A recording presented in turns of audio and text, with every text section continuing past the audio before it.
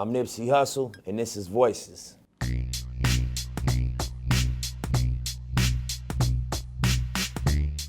It's like an entry to the next level of my career. It's my first official album. You know, it's the first release through our partnership with Atlantic Records. It's the last piece of the Marathon trilogy. I had 2 mixtapes in that same branding category under the Marathon. And I feel like it's my best work. You know, it's my most elevated production, my most intense song selection process. I did a ton of records for this album, and I was really, really critical on which ones made the album. I wanted to be really direct with the messaging on each record.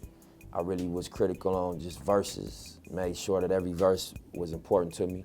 So I think this is my best work to date. I'm really excited and proud of the work we did on this album. Well, just what Puff brought to it, you know, he's a vet, he's experienced. I think Puff is one of the most important producers in hip hop. You know, even just what he was able to do with Big and take Big sound and his sonics to a global level, you know, to make next level commercial music, but keep it so close to the streets and keep it so important to hip hop culture.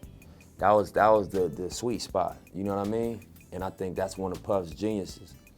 So I wanted to be able to import some of that experience and just that approach, you know. So me and Puff had some real convos, and then I started pulling up on him every day at the studio. He got a studio in LA, and then I played what I had, and then, you know, we just vibed every night and he called the musicians in, he called in, you know, some dope, just people whose opinion count, and just see how they was reacting to certain records, and then we went to work. And he was more so just adding in layers of music, you know, giving the feedback on certain songs, saying these are the most important songs in my opinion. You know what I mean? Just confirming a lot of things I thought, and you know, added music to a lot of the records, subtracted music from a few of them, just gave us input on certain records and all that. You know what I mean? So he was really involved in the taking it from being mixed when we was at the last stage of mixing to what y'all hear now. That was the stage that Puff came in and really brought everything to life and took it to the next level. I think just to the point of the content, people don't want pictures no more. People want videos. People want, you know, motion. I think just to post a picture, you know, it's cool. People want to see the visuals. You know what I mean? And I think even music is consumed visually. You know what I mean? You got kids that when they hear about a new song, they go on YouTube. They don't necessarily go to iTunes. They don't necessarily go to Spotify as much as we think. The kids go to YouTube. That's their go-to, and they expect to see a visual as they listen to that song.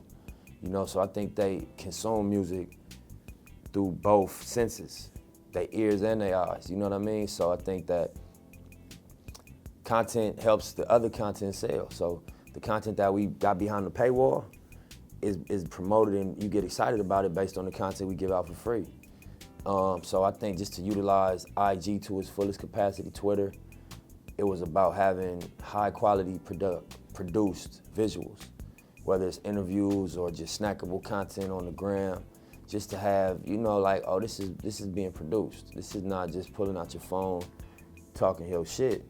Even though that's valuable in its own space, to be able to receive it as edited with a better music behind it, you know what I mean, with some dope transitions in it, with the logo and the release date at the end, in my experience, goes a lot further. When I look at an artist rollout and I see that, I'm like somebody taking it serious. It's a lot of preparation. And it made me think that the music was handled that same way, you know what I mean? And then in terms of the branded part, somebody told me a long time ago some valuable game, and it had to do with branding and how you view yourself. And since then, it was like when Kobe was winning with the Lakers. That's how long ago this convo happened. I was at Record Plant in LA. Somebody I really respect just pulled my coattail and was like, man, listen, don't look at yourself like a rapper. You're gonna be confused. There's no rules to be a rapper. Look at yourself as a brand. It's rules to become a powerful brand. And I've been living by them rules since. You know, and I ain't gonna give away the whole game on camera, but it was a personal convo, and he gave me a lot of jewels. And you know, I look at Apple, I look at Nike, I see them following the same rules. the powerful brands, it's like nobody's reinventing the wheel for real. They sticking to the script. They sticking to the rules of branding. And at one point, you go from a brand to a power brand. It's like Invisible Line. And I think we you know, on that path and going in that direction, that, you know, built into the power brand is a brand reward. So we don't necessarily put all the decisions on business, what's good for business. A lot of the decisions is made based on what's good for the brand. And we understand that at one point, we will achieve the status of being a power brand. Authenticity, the consistency will deliver us in the mind space of the fans is just something we can trust. And we don't have to question this. Anytime they drop, we know what this gonna be. One of the lines that's really personal to me is when I said, I'm from where they teach you never touch the shell case.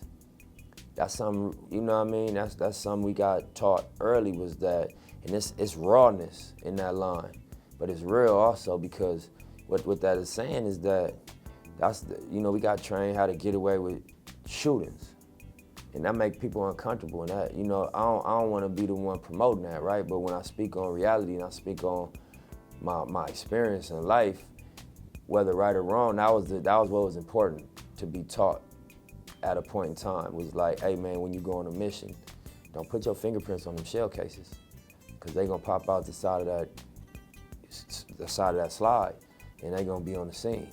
So make sure, nigga, you got a sock on your hand and some gloves on your hand when you load your clip up, just to show the type of like messaging we received as young, early teenagers, and you know what I mean, young kids.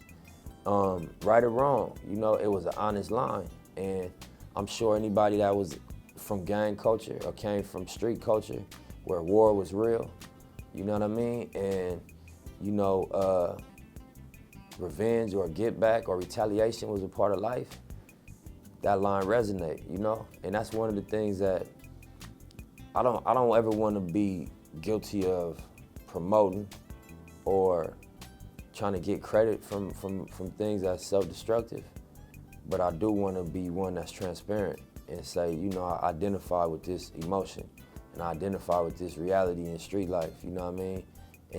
And I feel like it's important to do that, because a lot of us got our guard up because we feel like you ain't been through what I've been through, you got no idea, you can't speak for me.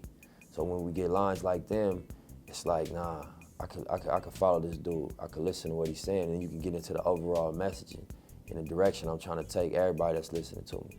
So to me, that was one of the important lines. Can't even see the stars, but we still wish. That's an important line for me too in that song. You know what I mean? Because it's layers to what I mean by that. You know, we in a big city, so you look up, you don't see a lot of stars because of the light pollution, you know what I'm saying?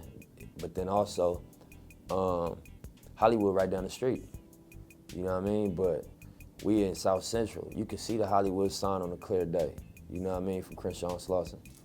But, you know, it just spoke to being in a position of not having access, you know, but still having ambition. Running from the law till they foreclose, sitting with myself when them doors close.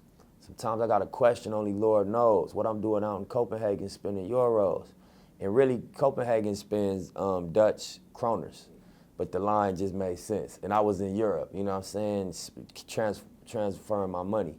One of my homegirls was like, you know, that's not fully accurate, but it wasn't supposed to be all the way factual. It was just about being in Europe, you know, spending money. So, you know what I mean, I remember I was in Copenhagen transferring euros, you know what I'm saying, and it was like, damn, Hustle, look at where this shit has taken you, you know what I mean? And I just reflected on that in that line. Victory Lap in stores right now. It's my first official debut album. I believe it's a classic. I want y'all to put y'all ears on it, give me your feedback, download it, stream it, go to the store and buy it, and get on your marathon.